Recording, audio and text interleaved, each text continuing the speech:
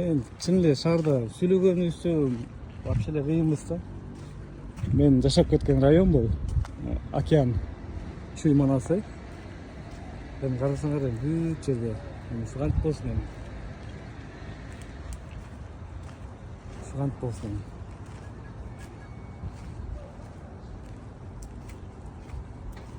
Бир нерсени айтып чыгаардан мурун же мындай мамлекет кини кылбай атат, буну кылбай атат дегенде мен мамлекет үчүн эмне кылдым деген мындай ой болуш керек ар бир жарандачы.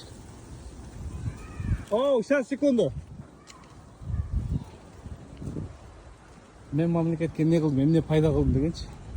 Жок дегенде зыян келтирбегиле, жок дегенде ушу жашаган жерлерди тазалап тургула да могу эмне деген көрүнүшү. Буну карасаңар. Болбосо бул шаардын так борбору. Бул жерде мындай айылдыктар деле жашабайт негизи. Биякта в основном ошо шаардыктар өмүр бою ушу Бишкекте жашап төрөлүп чоңойгондор жашайт да. Ошолордун балдары жашайт.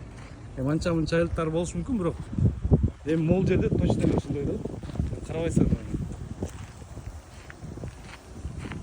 Мен таза болсом, сен таза болсоң, коом таза болот депчи.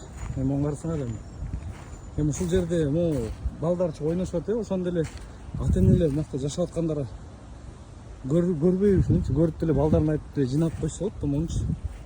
Булар үчүн бирөө келип жыйнап кетиш керек бул жерде. Карасаңар ужас просто, ужас.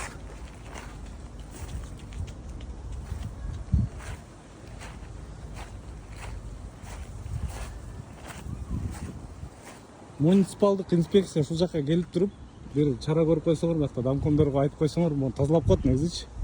Тазалап туруп, ушуну карап көзөмөлдөш керек да.